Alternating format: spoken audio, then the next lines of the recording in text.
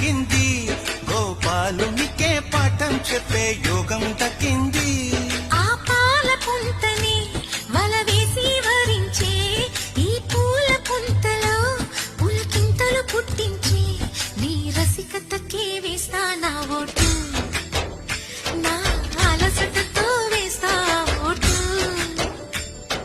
చిన్నగా చిన్నగా చిన్నగా మది కన్నులో విప్పిన కన్నెగా నీ మగసిరికే వేస్తా నా